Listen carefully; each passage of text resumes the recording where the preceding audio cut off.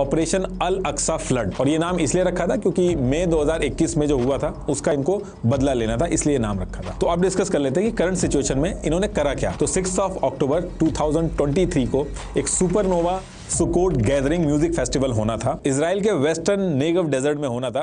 Gaza strip से करीब ये 5 किलोमीटर की दूरी पे था। ये जो म्यूजिक फेस्टिवल था इसको होना तो सदर्न इजराइल के सिमचेट टोरा में होना था, लेकिन इनकी किस्मत खराब थी। वहां पे ऑलरेडी कोई फेस्टिवल हो रहा था, तो लास्ट मिनट में यानी कि लास्ट 2 दिन पहले ही ऑर्गेनाइजर ने ये जगह चुनी जो कि 5 किलोमीटर दूर थी गाजा स्ट्रिप से। करीब 3000 से 5000 लोग इसमें शाम को ही पहुंच गए थे।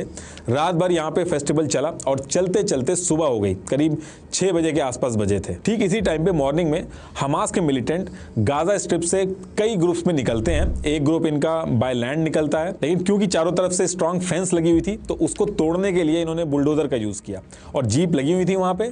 उन जीप में ये लोग बैठते हैं और आगे निकलते हैं। सेम टाइम पे दूसरा ग्रुप जो था इनका वो पानी के रास्ते से इजराइल पे पहुंचता है और तीसरा ग्रुप इनका हवा में मोटराइज्ड पैराग्लाइडर लेके पहुंचता है। और एट द सेम टाइम इनका एक ग्रुप गाजा स्ट्रिप पे सेट किया था इन्होंने, जो गाजा स्ट्रिप से मिसाइल छोड़ेगा। टोटल 5000 से ज्यादा मिसाइल्स इन्होंने इजराइल पे छोड़ी थी। इनको पता था कि आयरन डोम जो है वो मिसाइल को रोक लेता है, इसलिए इन्होंने एक साथ सारी मिसाइल छोड़ी थी ताकि आयरन डोम जो है वो सारी मिसाइल्स को एक साथ ट्रैक ना कर पाए। 6:30 बजे मॉर्निंग में ये जो अटैक है वो स्टार्ट होता है।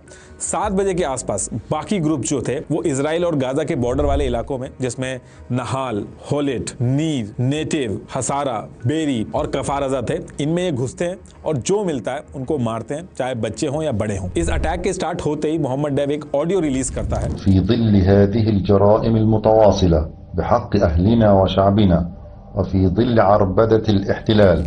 और इसी के साथ साथ एक ग्रुप जो जहां फेस्टिवल चल रहा था वहां पहुंचता है मोटराइज्ड पैराग्लाइडिंग के थ्रू। अब इसमें कई एक्सपर्ट्स का यह मानना है कि दूर से ही म्यूजिक की आवाज आ रही थी इसलिए वहां पे पहुंचे, और कुछ लोगों का यह कहना है कि पहले से ही इनके पास इंटेलिजेंस थी इसीलिए वो डायरेक्ट वहीं पे पहुंचे। इवेंट जो चल रहा था, इवेंट चलते चलते सुबह हो गई थी और इवेंट के अंदर 7 जैसे ही बजते हैं तो अचानक से सायरन बजता है। जब भी रॉकेट वगैरह गाजा से आते हैं इजराइल की तरफ तो ये सायरन बजता है। तो ये सायरन सुन के पहली बार फेस्टिवल में कुछ लोग जो थे वो परेशान हो गए थे।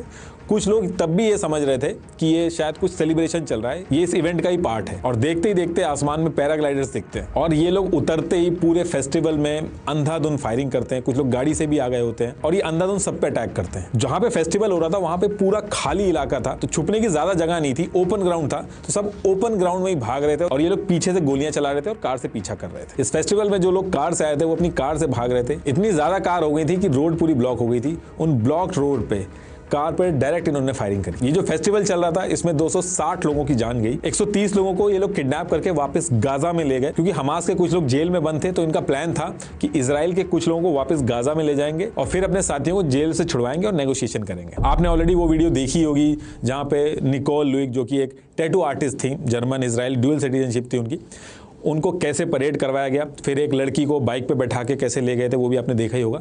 इवेंट का जो ऑर्गेनाइजर था उसको मार दिया गया, जो को ऑर्गेनाइजर था वो अभी भी गायब है। अब इसके बाद 8:34 पे इजराइल जो था वो हमास के अगेंस्ट में काउंटर अटैक स्टार्ट कर देता है और करीब 2 घंटे बाद 10:47 पे इजराइल की एयर फोर्सेस गाजा पे जो है वो अटैक शुरू कर देती हैं। करीब 1200 से ज्यादा मिसाइल जो है वो गाजा पे फेंकी जाती है। फिर थोड़ी देर बाद ही 11:35 पे इजराइल के पीएम जो थे वो ट्विटर पे पोस्ट कर देते हैं कि ये अब वॉर शुरू हो गई है। और इसके 1 घंटे बाद ही इजरायली फोर्सेस जिन जिन एरिया में हमास के जो आतंकवादी थे वो घुसे थे उनको निकाल के बाहर करती हैं। इसके 2 दिन बाद 9 अक्टूबर 2023 को लेबनान के बॉर्डर की तरफ से जो हिजबुल्ला था उसने भी अटैक कर दिया था। 10 अक्टूबर को जो सीरिया का गोलान हाइट था वहां से भी स्ट्राइक हो गई थी। हर तरफ से अटैक शुरू हो चुके थे। 9 अक्टूबर को इजराइल ने गाजा स्ट्रिप को चारों तरफ से ब्लॉक करके गाजा का वाटर, इलेक्ट्रिसिटी, फूड सप्लाई सब कुछ ऑलरेडी रोक दिया था। इजराइल के एयर स्ट्राइक में 1000 से भी ज्यादा पैलेस्टीनी मारे गए, इसमें नॉर्मल सिविलियंस जो थे उनकी भी जान गई और 5000 से ज्यादा लोग घायल हुए। अभी तक टोटल इतनी कैजुअलिटी हुई है कि इसके बाद यूएस ने इजिप्ट से बात करके पैलेस्टीनियंस जो हैं उनके लिए रास्ता खोलने की बात की है और 2000 पैलेस्टीनियंस जो हैं वो गाजा छोड़ के बाहर निकल चुके हैं। इसके 3 दिन बाद यूएस ने अपना एयरक्राफ्ट इजराइल के सपोर्ट में भेज दिया और जिस दिन एयरक्राफ्ट आया था उसी सेम डे इजराइल ने सीरिया के जो एयरपोर्ट थे उनके ऊपर भी स्ट्राइक कर दी। तो हर तरफ से लड़ाई चल रही थी। इजराइल के एक्शन से लग रहा है कि वो इस बार गाजा को पूरी तरीके से कंट्रोल में ले लेगा और हमास को खत्म करेगा। अभी फिलहाल ये जो आप पूरा येलो एरिया देख रहे हो इसको खाली करा दिया गया है, लेकिन क्वेश्चन अभी भी है कि हमास ने ऐसा किया क्यों? उसको पता था कि इजराइल वापस अटैक करेगा, और हमास ने 5000 मिसाइलें अरेंज कहां से की? इतनी लंबी प्लानिंग करी हमास ने और किसी को पता तक नहीं चला।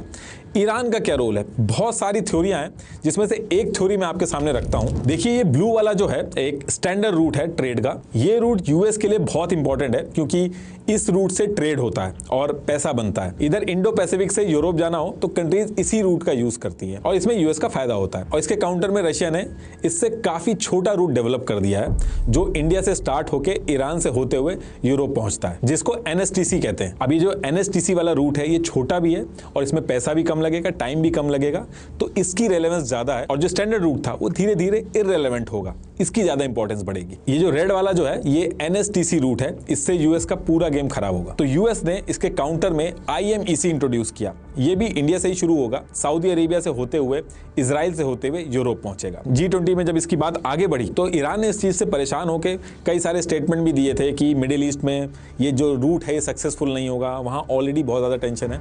इस तरीके के स्टेटमेंट दिए थे। एक्चुअली सऊदी अरेबिया जो है वो इजराइल को रिकॉग्नाइज नहीं करता है, तो कई लोगों ने कहा कि ये सक्सेसफुल ही नहीं हो पाया। देखिए, इजिप्ट ने इजराइल को रिकॉग्नाइज किया, जॉर्डन ने इजराइल को रिकॉग्नाइज किया, ये पूरा ग्रीन जो है इतनी कंट्रीज ने इजराइल को रिकॉग्नाइज किया। किसी कंट्री को रिकॉग्नाइज ना करने का मतलब होता है कि आप उस कंट्री से ट्रेड नहीं कर सकते, आपके जो सिटीजन हैं, जो आपके लोग हैं, वो उस कंट्री जा नहीं सकते, क्योंकि रिकॉग्नाइज ना करने की वजह से जो पूरी कंट्री है उसकी एग्जिस्टेंस ही खत्म हो जाती है। अब अगर यूएस जो है वो सऊदी और इजराइल के बीच के रिलेशन सही नहीं करेगा तो ये जो पूरा रूट है ये फेल हो जाएगा। इसलिए इस टाइम पे यूएस जो है वो सऊदी के साथ नॉर्मलाइजेशन की एक डील कर रहा है। सऊदी ने डिफेंस वगैरह जो मांगा है यूएस ने सबके लिए हाँ करी है, क्योंकि उसकी नीड है। और इधर से यूएस ने डिमांड करी है कि वो बस इजराइल को रिकॉग्नाइज कर ले। और हाल फिलहाल में इजराइल और सऊदी अरेबिया ने ये इंडिकेशन भी दिए, उनके स्टेटमेंट आप देखोगे तो इंडिकेशन भी दिए हैं, उससे लग रहा था कि सऊदी अरेबिया जो है वो इजराइल को रिकॉग्नाइज करने वाला है। और वैसे भी सऊदी अरेबिया से अगर रूट जाएगा, ट्रेड रूट जाएगा, तो सऊदी अरेबिया का भी फायदा होगा, इसलिए वो एग्री होता हुआ भी दिख रहा था। लेकिन आप कोइंसिडेंस देखिए कि G20 में ये सब बात आगे बढ़ती है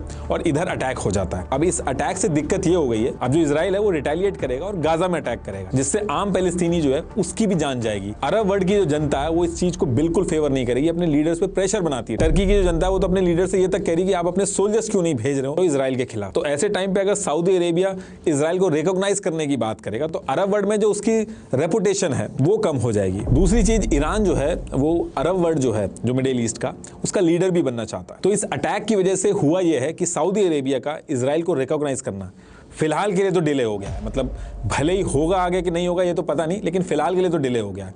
और जो ट्रेड रूट है आईएमईसी का, ये भी खतरे में आ गया है। अब चाहे ईरान का अरब वर्ल्ड का लीडर बनना हो, चाहे ये जो ट्रेड रूट है इसको रुकवाना हो, इस लड़ाई से सबसे ज्यादा जो फायदा हो रहा है वो ईरान का ही हो रहा है। और